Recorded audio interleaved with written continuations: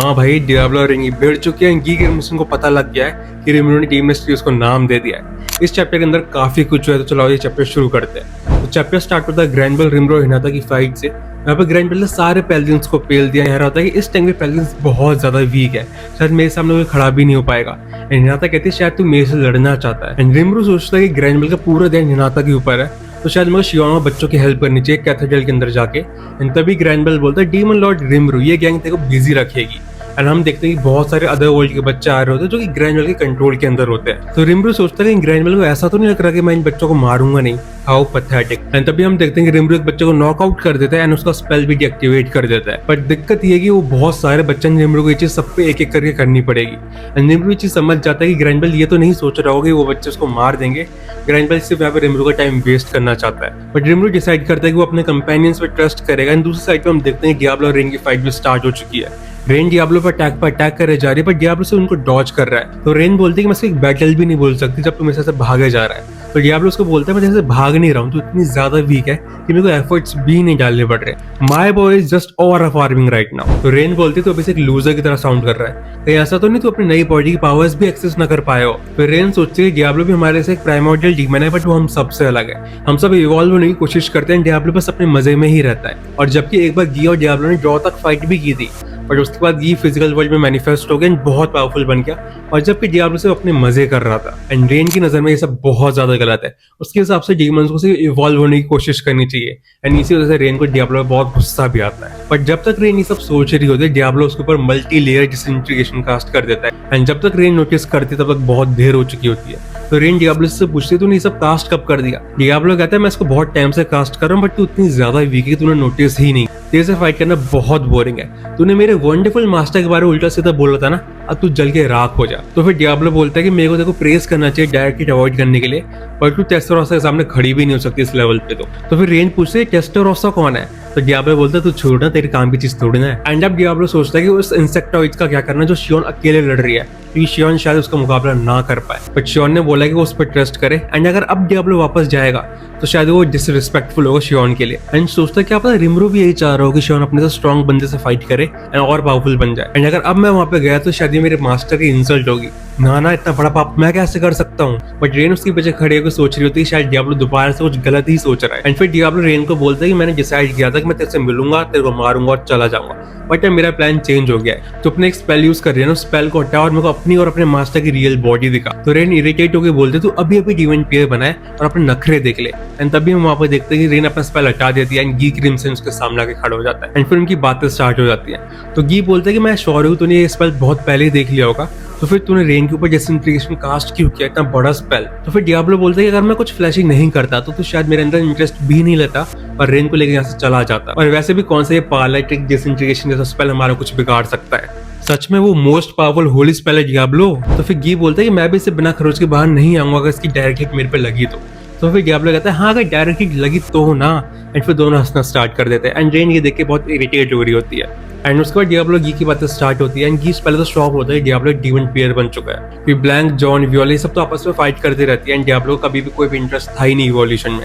तो फिर गी पूछता देखो अचानक से इंटरेस्ट कैसे आया, क्या ये उस स्लैम की वजह से। तो डियाब्लो चिढ़ जाता है, कहता है कि उसको पहले तो स्लैम मत बोल, it is sir Rimuru to you. तो गी बोलता है ओके अब तो मेरी बात पता तू पहले कभी इवॉल्व क्यों हुआ।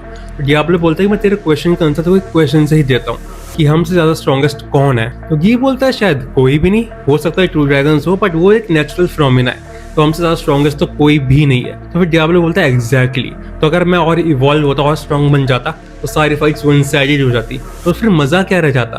तो गी बोलता है I get your point, but फिर अब अचानक से ऐसा क्या हुआ। तो डियाब्लो बोलता है अब मैं देखो रिमरू समा की ग्रेटनेस बताता हूँ। एंड डियाब्लो शुरू हो जाता है ब्ला ब्ला ब्ला ब्ला ब्ला ब्ला ब्ला ब्ला ब्ला ब्ला ब्ला। गी सोच रहा था शायद ही फॉरएवर चलने वाला है। तो डियाब्लो बोलता है ये मीटिंग इसलिए नहीं थी। तो गी बोलता है बिल्कुल नहीं, ये मीटिंग सिर्फ तेरे लिए थी। तो फिर डियाब्लो बोलता है चल ठीक है मैं तेरे को बताता हूँ।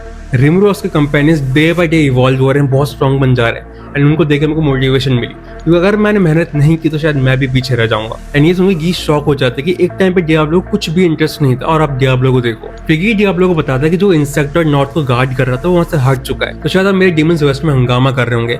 और जब अब वेस्ट रिमरू के कंट्रोल में, शायद रिमरू ये तो नहीं चाह रहा होगा। तो फिर डियाब्लो गी को बोलते देखो लग रहा है कि मेरे रिमरू समय ये चीज अवॉइड कर देंगे। उन्होंने वहाँ पे उस इंसान को भेज दिया जो वहाँ पे होना चाहिए था। तो फिर गी कहते हैं तेरे को लग रहा है वो इंसान मेरे फोर्सेस को रोक सकता है, पर डियाब्लो उसको बोलता है बहुत ईजी है क्योंकि वो टेस्टोरोसा के ऑर्डर्स फॉलो कर रहा है। तो फिर गी शॉक होता है टेस्टोरोसा कौन है, एंड वेन भी इसी सोच रहे थे टेस्टोरोसा है कौन। तो फिर डियाब्लो बोलता है मैं ब्लैंक की बात कर रहा हूँ, एंड ये सुनकर गी हंस जाता है कि तू मजाक भी करता है। तो फिर डियाब्लो कहता है कि ना मैं मजाक नहीं कर रहा।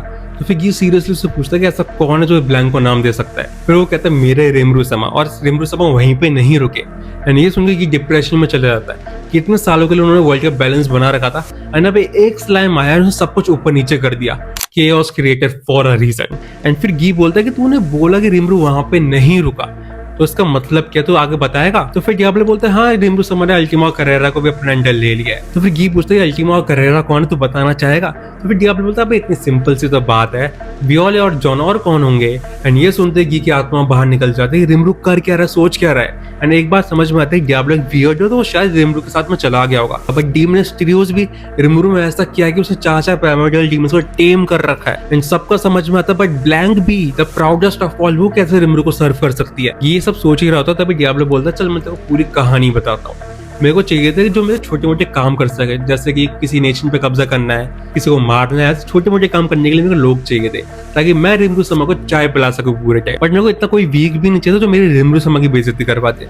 तो मैंने सोचा मैं अपने पुराने दोस्तों के पास जाता हूँ कि वो फ्री थे, बट हम सबको पता है डियाब्लो ने क्या आतंक मचाया था हेल में जाके। तो फिर ये बोलता है ये सब तेरी गलती है, बट तेरे को छोड़ो वो रिमरू भी पागल है, प्राइमोर्डियल डीमंस को नेम दिया जा रहा है। इवन ओल्ड डीमन लॉर्ड्स भी ये करने की कोशिश नहीं करते हैं, वो इंसान मर भी सकता है। तो फिर गी डिसाइड करता है कि वो डायरेक्टली जाकर रिमरू से बात करेगा। तो डियाब्लो बोलता है तेरे आने की कोई भी जरूरत नहीं है, तो और कंफ्यूजन ही क्रिएट करेगा वहां पे। तो फिर गी डियाब्लो के सामने रिमरू को तारीफ कर देता है कि मैंने सुना टेम्पेस्ट बहुत ज्यादा अच्छा है, बहुत जोर से तरक्की कर रहा है, मेरे को एक बार आके देखना चाहिए।